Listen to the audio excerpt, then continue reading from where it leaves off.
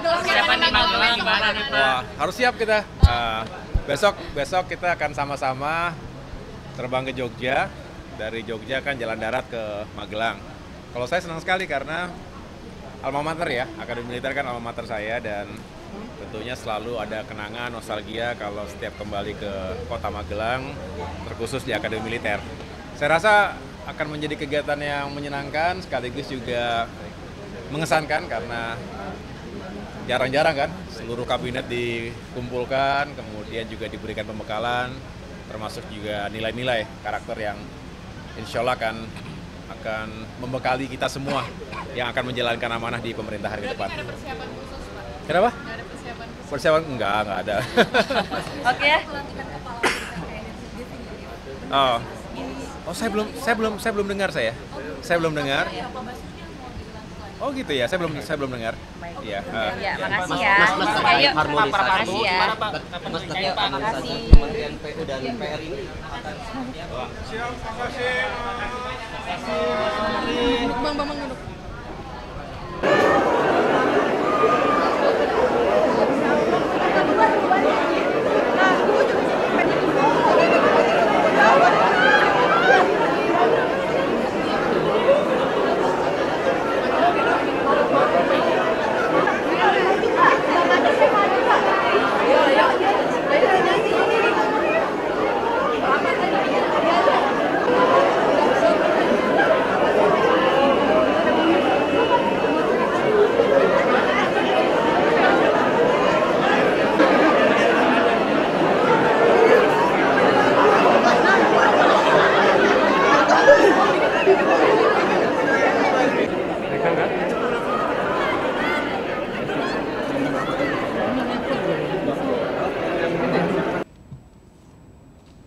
Terima kasih teman-teman media yang saya hormati dan banggakan. Kami baru saja melakukan rapat atau briefing di mana saya menggunakan kesempatan yang baik ini dalam kunjungan pertama ke Kementerian PUPR yang tentunya sekarang sudah menjadi Kementerian PU karena perumahan dan kawasan permukiman menjadi satu kementerian baru. Saya ingin mengenal lebih dekat para pejabat teras, sekaligus saya tadi mendengarkan penjelasan sebagai gambaran umum, sebagai baseline awal dari berbagai rencana aksi termasuk policy yang akan dijalankan oleh Kementerian PU ini dan juga tentunya oleh Kemenko Infrastruktur dan Pembangunan Kewilayahan. Jadi terima kasih kepada Bapak Menteri PU, Pak Dodi Hanggodo, Ibu Wamen, Ibu Diana, Pak Sekjen dan para dirjen, para kepala badan yang tadi sudah menjelaskan secara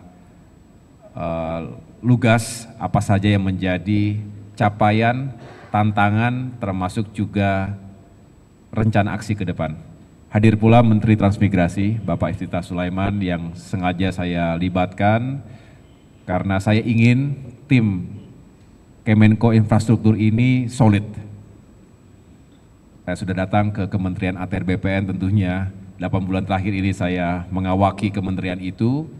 Sekarang Pak Nusron Wahid menjadi menterinya, lalu dalam waktu dekat tentu saya akan secara khusus juga datang ke Kementerian Perumahan dan Kawasan Permukiman, Pak Marwara Sirait menterinya, dan tentunya ke Kementerian Perhubungan yang dipimpin oleh Pak Menteri Dudi saat ini.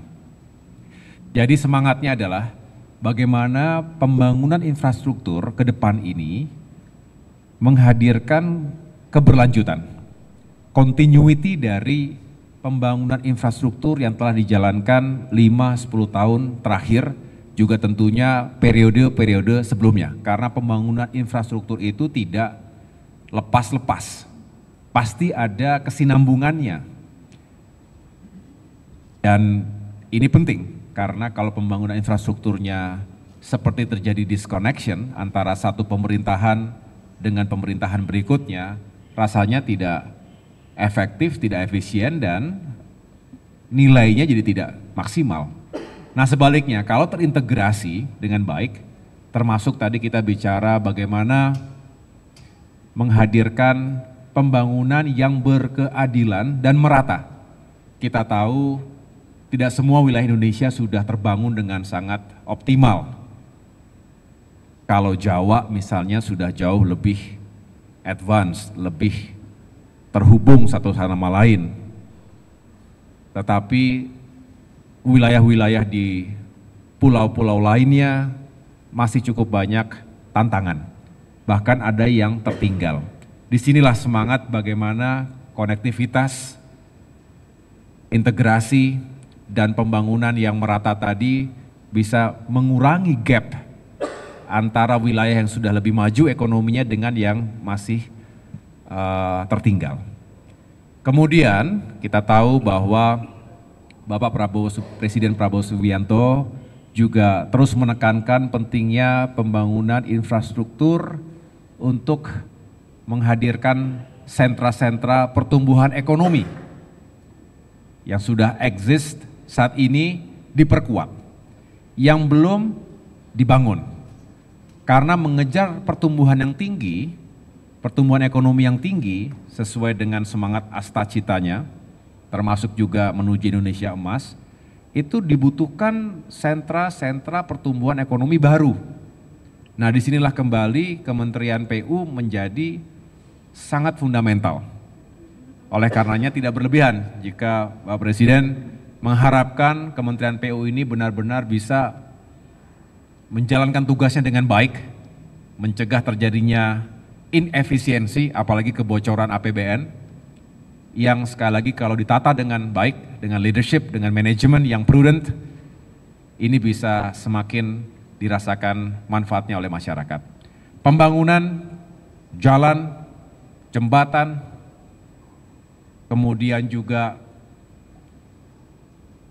terkait dengan permukiman, kawasan-kawasan yang juga harus disiapkan kebutuhan infrastruktur dasarnya,